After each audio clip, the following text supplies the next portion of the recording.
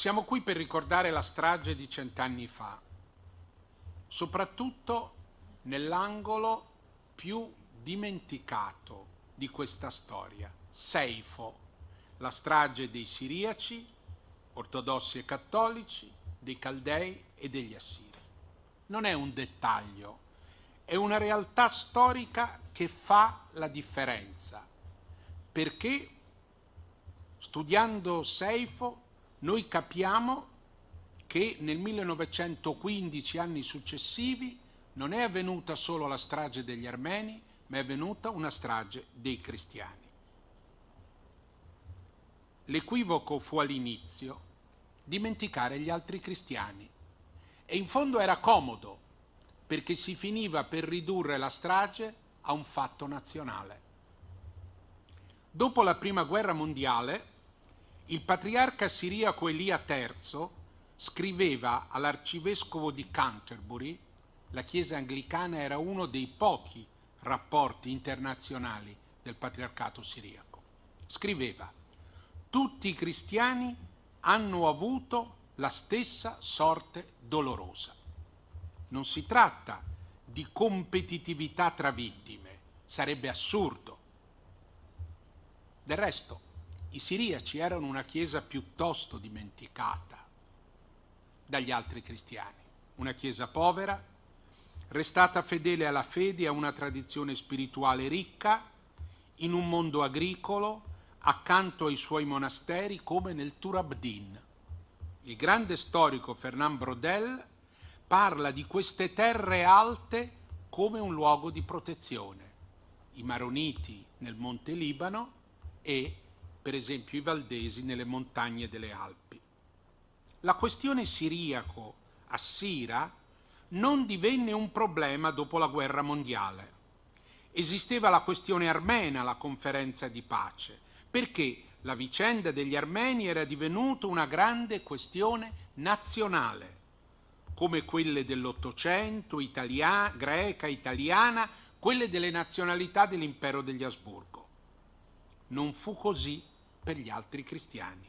Eppure questi cristiani conobbero stragi, crudeltà, marce dolorose della morte, separazione delle famiglie, espropriazione dei beni, distruzione delle chiese, conversioni forzate, rapimenti dei bambini e delle ragazze. Ha detto bene Sua Santità, per loro ci fu un grande silenzio, un grande silenzio.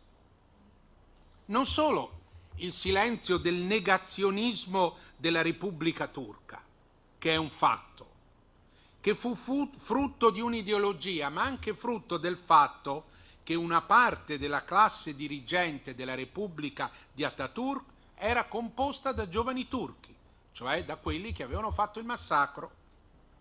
Ma ci fu un silenzio delle chiese, non si poteva parlare perché una parte dei cristiani continuavano a vivere in territorio turco.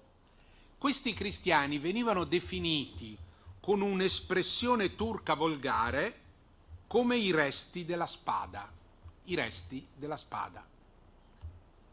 Nel 1986 cominciai a incontrarli nel Turabdin o a Mardin. Solo nell'intimità facevano qualche cenno a quel dramma, conservato nelle memorie familiari. Per il resto, un silenzio enorme.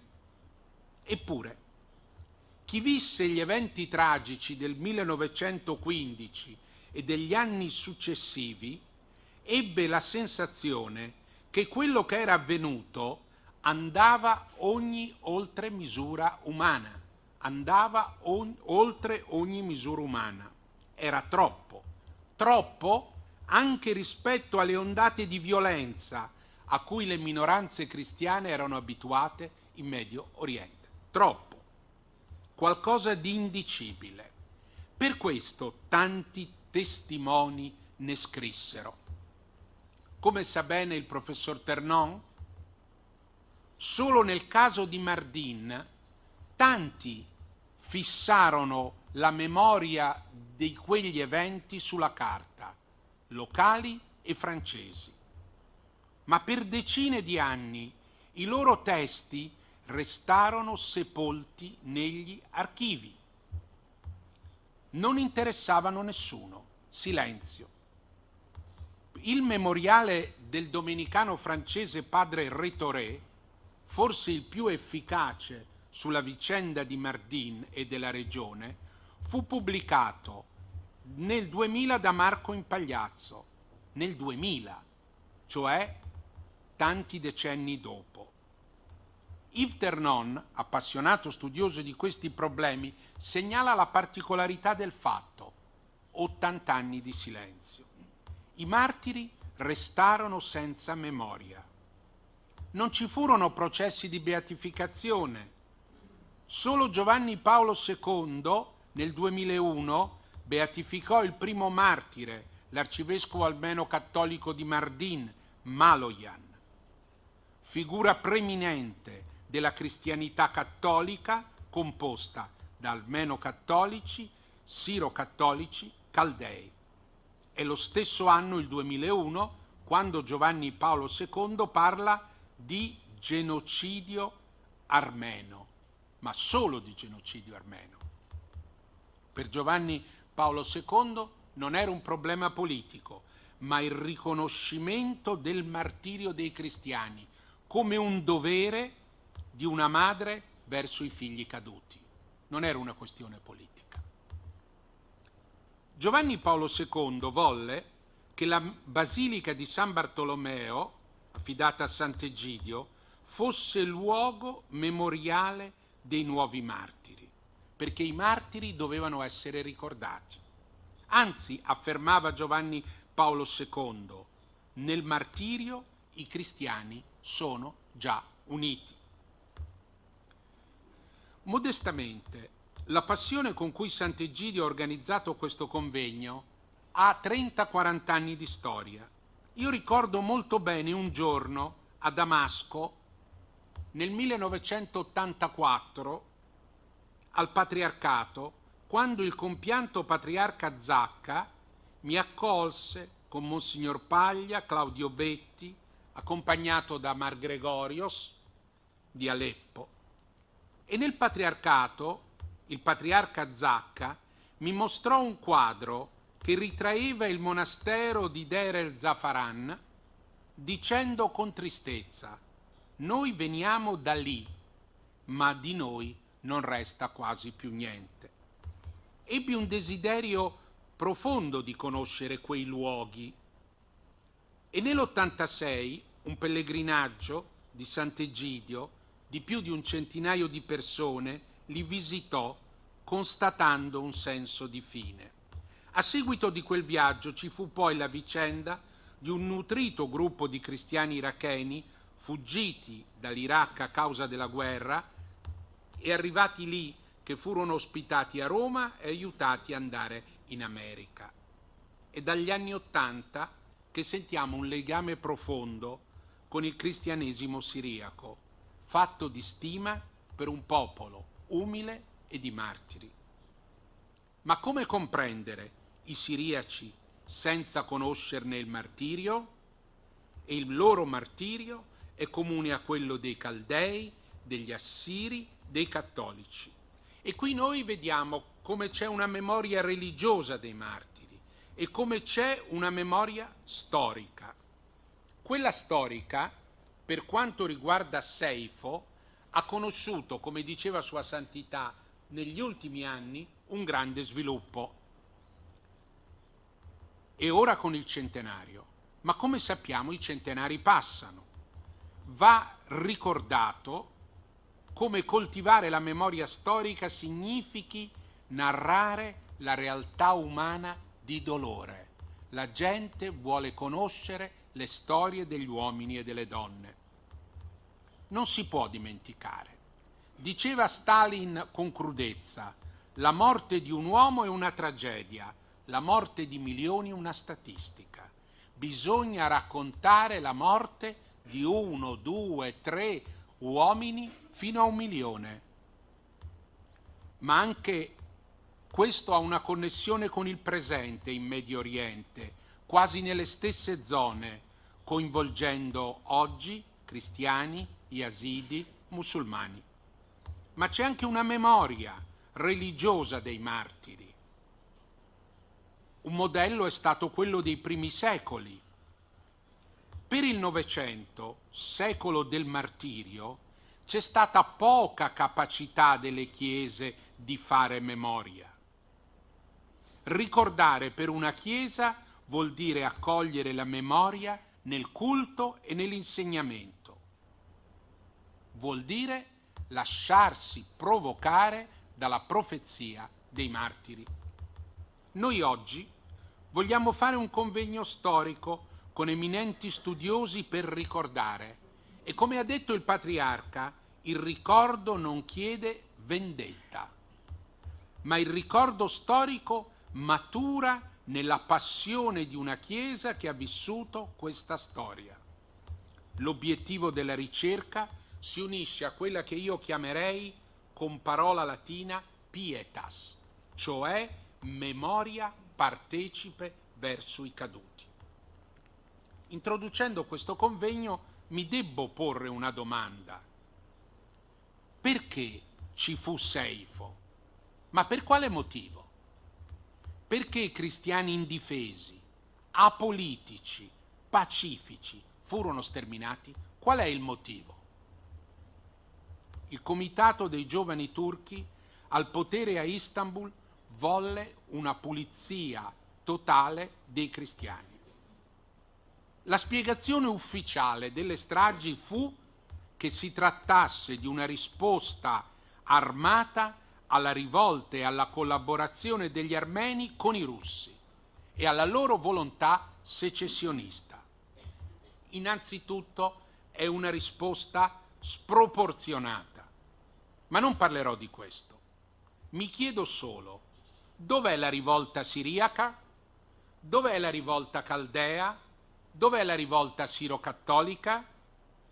Florence Lobellier parlerà degli Assiri, che è una storia un po' particolare.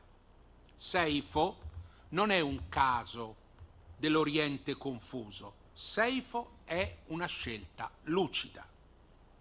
Il disegno giovane turco di pulizia etnica degli armeni aveva un carattere nazionalistico. Era figlio della cultura nazionalistica ottocentesca che voleva creare le nazioni con l'assimilazione. I giovani turchi presumevano di assimilare i curdi perché musulmani fedeli al califfo, ma ben presto si accorsero che i curdi non erano assimilabili e cominciarono anche per i curdi le deportazioni continuate sotto Ataturk. E oggi taluni esponenti storici dei dirigenti di allora collaborare ai massacri. Cari amici, i massacri sono storie barbare che non debbono diventare numeri, ma rappresentano un dramma da ricordare. Ma queste storie barbare fanno parte di un progetto folle e razionale. Il progetto è l'ingegneria etnica per rimodellare la società ottomana rendendola tutta turca e distruggendo il mosaico di gruppi. Un cittadino di Diyarbakir, la cui casa può essere ancora visitata perché monumento nazionale, Zia Gökalp, seguace della sociologia di Durkheim e del nazionalismo europeo, fu l'ideologo dell'ingegneria razziale. Era cresciuto da bambino ai siriaci, agli armeni, ai caldei di Diyarbakir.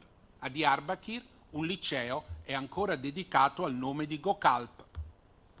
Forse Gökalp aveva giocato da bambino con i cristiani, perché a Diyarbakir sono aperte ancora una splendida chiesa siriaca, una grande chiesa armena, una chiesa caldea, anche se i fedeli si contano sulle punte di delle dita.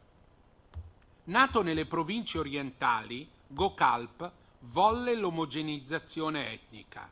Lui sapeva bene chi erano i siriaci e come si distinguevano dagli armeni, ma in una sua poesia sul nuovo mondo turco, intitolata Mela Rossa, scrive: egli disse che è importante conoscere l'Est. Disse che il popolo è un giardino, noi siamo i giardinieri. Gli alberi non sono ringiovaniti dagli innesti, prima è necessario potare l'albero. È chiaro, l'albero è la società ottomana. Non ci vogliono gli innesti, ma bisogna potare, tagliare, pulire. Questa è un'ingegneria che per lui diventa quasi poesia. Un'istituzione ottomana, la Direzione per l'insediamento dei rifugiati e le tribù, sotto la guida di Gökalp, primo professore di sociologia a Istanbul, condusse ricerche scientifiche etnografiche sugli Aleviti, i Curdi, gli Armeni, gli Assiri, i Siriaci. Si chiese chi era assimilabile. I giovani turchi temevano che sacche territoriali, parti di territorio omogenee, potessero essere la base per separatismi. Così si spiega la lotta agli Assiri, combattivi sulle montagne dell'Accari. Non capisco e non si spiega la lotta ai siriaci del Tur-Abdin, che erano minoritari rispetto ai curdi. Erano minoritari. Eppure il Tur-Abdin divenne uno spazio di caccia ai cristiani, una caccia all'uomo.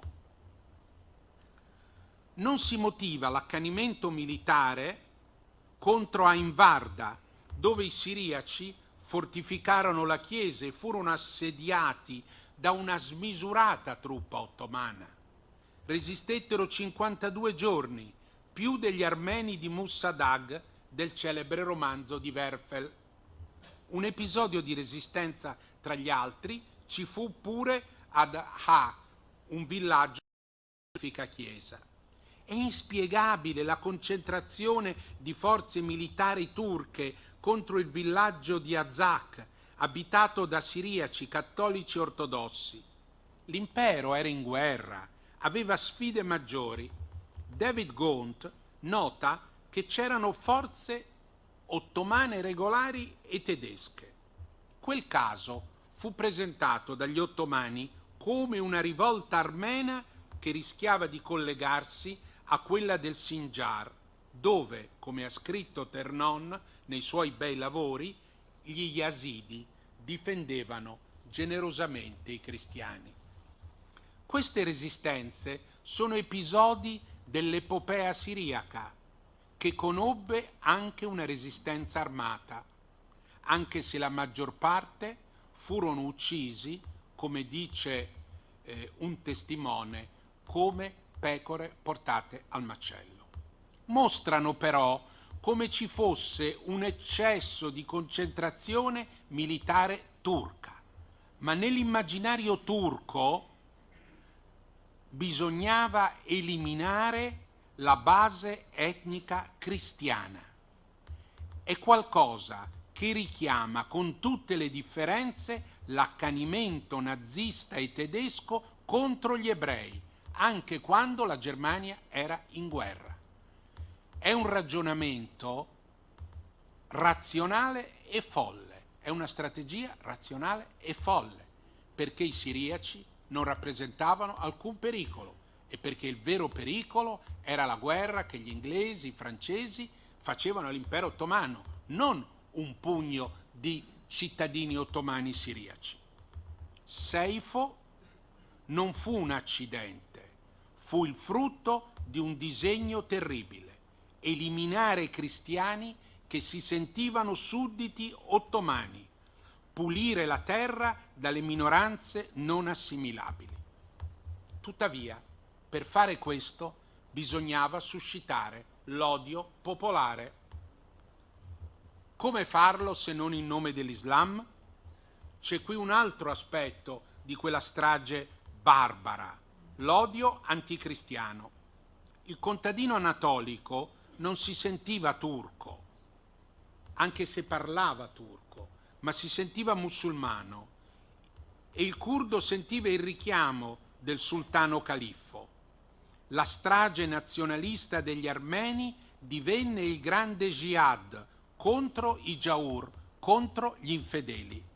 Come mobilitare le masse, della cui manodopera e della cui complicità i giovani turchi avevano bisogno, con l'odio anticristiano. Così furono colpiti i siriaci, furono colpiti gli armeno-cattolici e i cattolici, e faccio notare che la Sublime Porta aveva dichiarato ai tedeschi e agli austro-ungarici che i cattolici sarebbero stati esenti dalla persecuzione. Bisognava alimentare tra la gente l'odio al cristiano. Qui c'è un altro motivo, cari amici, l'odio sociale. Spesso le minoranze, anzi anche grazie all'aiuto dei missionari e delle loro scuole, avevano un livello di istruzione più alto. È meno il caso dei siriaci più isolati nel Turabdin, ma il console russo Nikitin nota l'odio per il livello culturale dei cristiani, tanto che da Istanbul fu mandata nel 1913 una commissione per aiutare le scuole musulmane. L'odio fu accresciuto dall'impatto dei musulmani esuli dai Balcani e insediati in Anatolia dopo la nascita degli stati balcanici. Ma mi vorrei chiedere, cosa c'entravano i siriaci con i bulgari? Eppure nell'immaginario che fu creato esisteva una bipartizione tra cristiani e musulmani. I vicini cristiani furono visti come parte dello stesso blocco dei bulgari e dei serbi. Fu una vera deformazione. L'odio sociale e religioso trasformò i vicini in nemici, ma questa gente aveva lavorato insieme. Questa è la storia dei genocidi. Per questo si deve parlare di genocidio. È la costruzione della figura minacciosa della vittima. Uccidere la vittima viene considerata difesa preventiva. Questa fu una costruzione politica e religiosa, ma ebbe delle basi economiche. A Mardin non c'erano stati massacri all'epoca di Abdulhamid, ma il Valì di Diyarbakir, Reshid, medico giovane turco, che si sentiva chiamato a espellere la malattia dal corpo turco, e la malattia si chiamava i cristiani, Reshid inviò a Mardin un deputato, Feyzi Pirinzisade, per portare i notabili sulle posizioni anticristiane. Ascoltiamo un attimo le sue parole.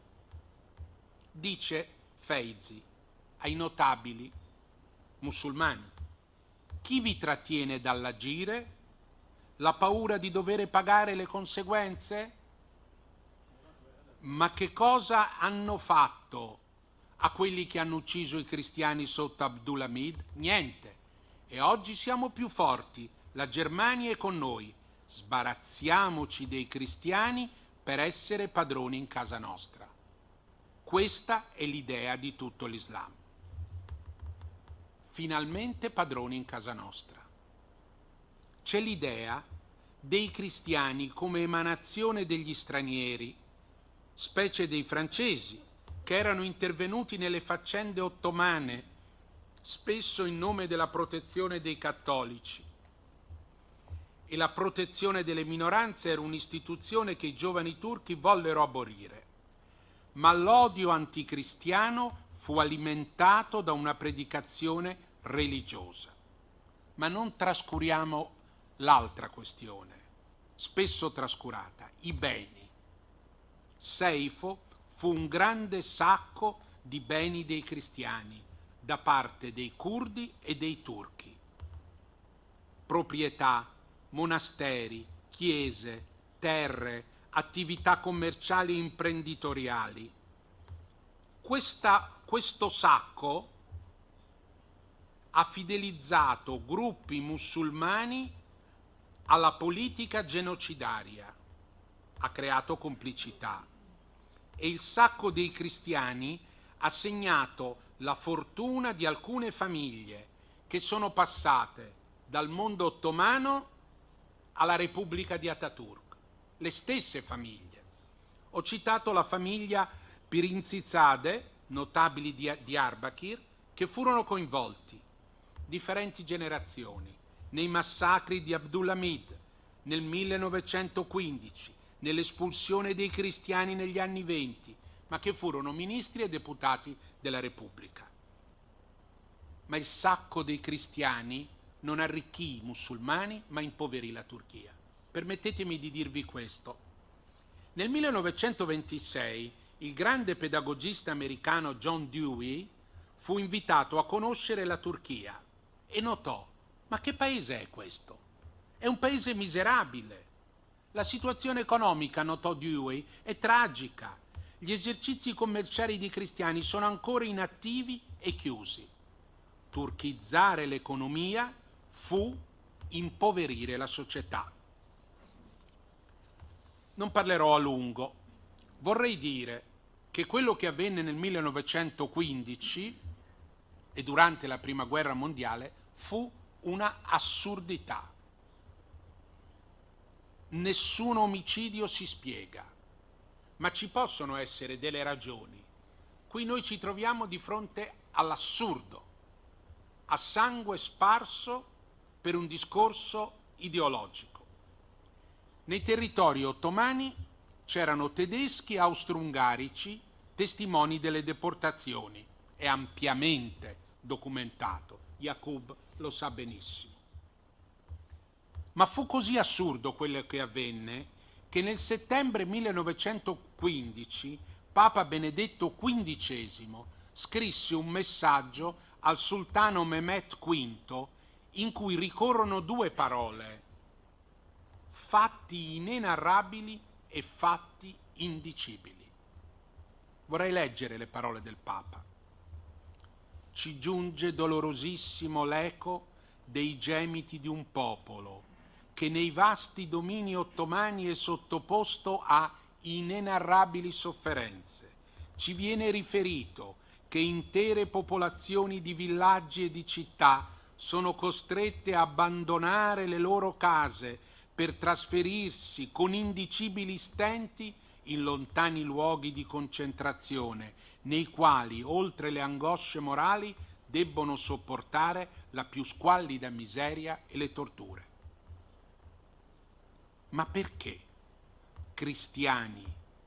i cristiani inquietavano il potere?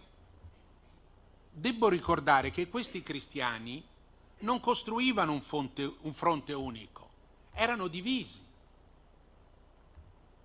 Ogni comunità, erano tempi non ecumenici, in cui non c'era l'ufficio che ha ricoperto il Cardinal Casper, c'erano meno uffici in curia, forse meno problemi, meno sogni. In quel periodo, tempi non ecumenici, ogni comunità aveva la sua strategia. Non solo, ma le comunità erano in conflitto e il potere ottomano era utilizzato spesso da una comunità contro l'altra. E i massacratori giocarono sulle divisioni. Per esempio, a Midyat fu fatto credere ai siriaci che sarebbero stati colpiti solo i cattolici e i protestanti perché erano legati agli stranieri. L'eminente famiglia siriaca Safar, che godeva il titolo di pascià, si sentiva sicura. Ma poi venne l'ora dei massacri dei siriaci che si difesero. A Mardin i rapporti tra siro-ortodossi e cattolici non erano buoni alla vigilia della guerra perché un vescovo siriaco, Lado, era passato dalla Chiesa ortodossa al cattolicesimo. Durante le violenze i siriaci furono poco toccati a Mardin, altrove furono massacrati. E io ho anche una spiegazione, perché a Mardin la metà della popolazione quasi era cristiana e il potere ottomano non poteva fare la guerra a metà della popolazione.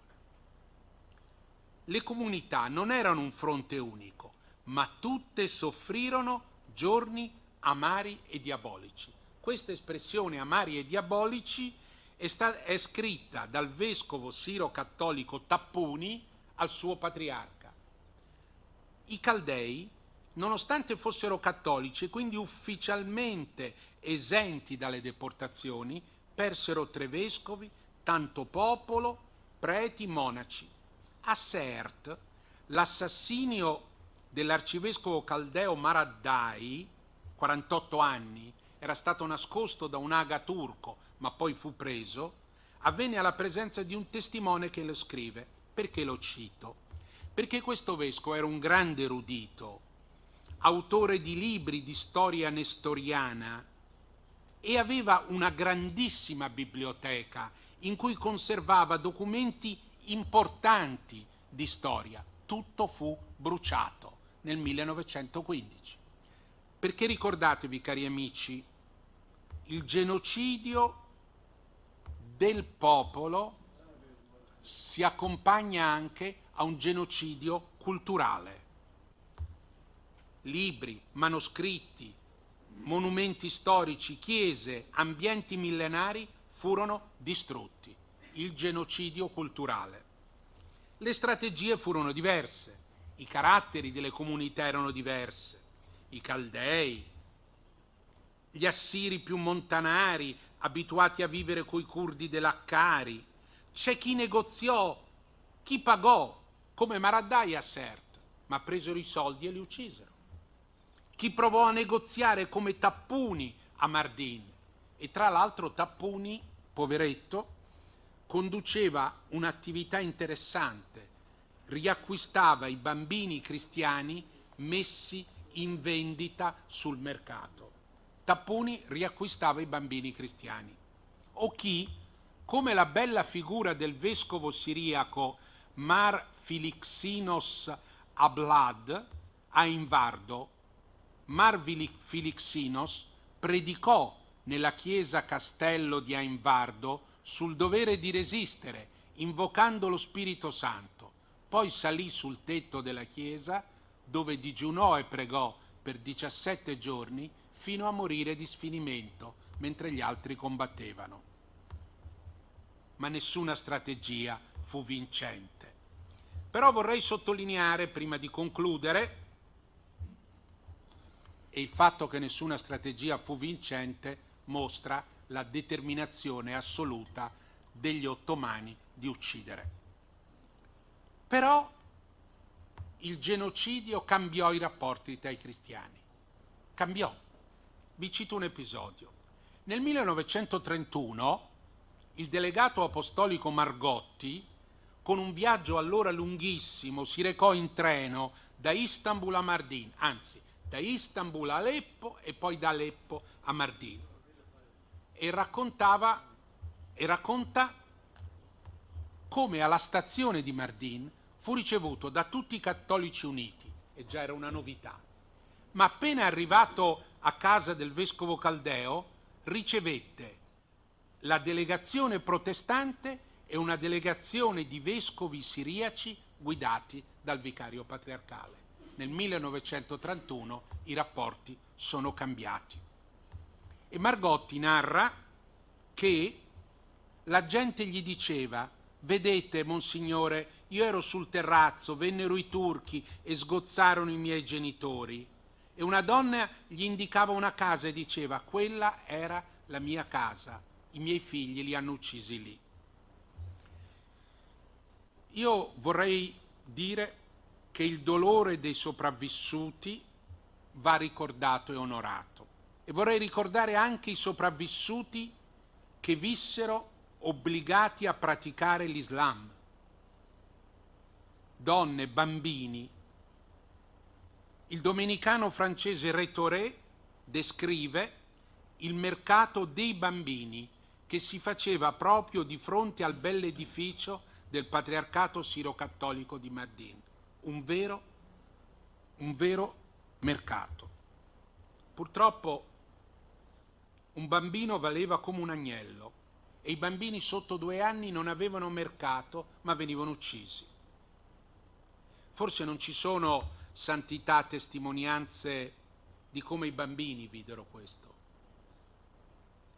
Un bambino racconta come i turchi sceglievano i ragazzi e le ragazze più belle e dice: con i miei fratelli e le mie sorelle ci stringevamo l'uno contro l'altro per non essere separati, attendendo nell'angoscia la nostra sorte.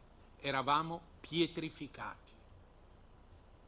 Come è possibile restare insensibili a tanto dolore quando si è credenti? Monsignor Balakian pose a un funzionario ottomano questa domanda: ma come mai lei, Bey, che è un praticante musulmano, può uccidere tanta gente? E il Bey rispose: è il jihad, un dovere sacro. L'altro non esiste più. Il bambino non è una persona, è cosificato. Ma noi dobbiamo essere onesti. Non tutti furono dei massacratori. Questo è il grande errore della storiografia negazionista, l'occultamento dell'azione dei giusti di cui si sono perse le tracce. Ci sono giusti musulmani. Quando parliamo di Seifo dobbiamo parlare dei carnefici, ma non dobbiamo dimenticare i giusti. Haidar Bey, Valì di Mosul, si opponeva ai massacri. Il Mutasserif di Mardin difese i cristiani e corse dal viceconsole tedesco a denunciare l'accaduto. I funzionari ottomani resistettero, ma anche la povera gente, come il pastore curdo Salimo di Midyat, che fu informato del progetto di uccidere i siriaci e avvisò la famiglia siriaca: Abdio, voi siete stati generosi con me e io lo sono con voi. Ci sono curdi che nascosero i cristiani, ma ci furono anche grandi sheikh come Fatullah Hamidi, leader sufi, che mediò tra i cristiani di Ain Varda e gli ottomani. Cari amici, io ho concluso. Io credo che la memoria storica restituisce lo spessore drammatico e umano a questa storia, che è una storia terribile. Vedete, le ossa di queste persone hanno avuto la tomba nelle campagne della Mesopotamia settentrionale e qualche volta ancora affiorano. Ma noi siamo convinti che la memoria non debba essere sepolta sotto la cenere. Ricordare è un debito di memoria per tante vite rubate ai bambini, agli adulti, agli anziani. Ricordare per le chiese siriaca, caldea, sirocattolica e assira vuol dire porsi il problema di come essere fedeli a quel martirio. Ma è un problema di tutti, perché quel martirio è un'eredità di tutti. Ricordare non è odiare o fornire materiale per l'odio. Sua Santità ha parlato di riconciliazione, ma la riconciliazione parte dal riconoscimento dei testimoni del martirio, ma dal conoscere questa storia umana, non dal ripetere i numeri, perché i numeri li sappiamo tutti, perché anche 500.000 morti, ma sono migliaia di famiglie, migliaia di bambini, migliaia di dolori e di pianti. Io vorrei concludere con una frase, detta da un'anziana armena di Havav, nella regione di Palu, che era una bambina felice. Venne un giorno terribile, non morì, ma fu costretta a convertirsi all'Islam e nascose il suo cristianesimo per decenni. Da vecchia chiamò sua nipote e gli disse: io non sono musulmana, io sono armena, e gli indicò un libro che aveva con sé, un libro che non sapeva leggere, era una Bibbia in armeno, e gli disse: questo è il libro del mio Dio, io non lo so leggere, ma è il mio libro. E poi gli disse: figlia mia, che quei giorni se ne vadano e non tornino più. Noi vogliamo ricordare ma vogliamo anche pregare perché quei giorni se ne vadano per sempre e non tornino più. Questo è l'auspicio e mi permetto di dire per noi che crediamo, è la nostra preghiera, che quei giorni non tornino più.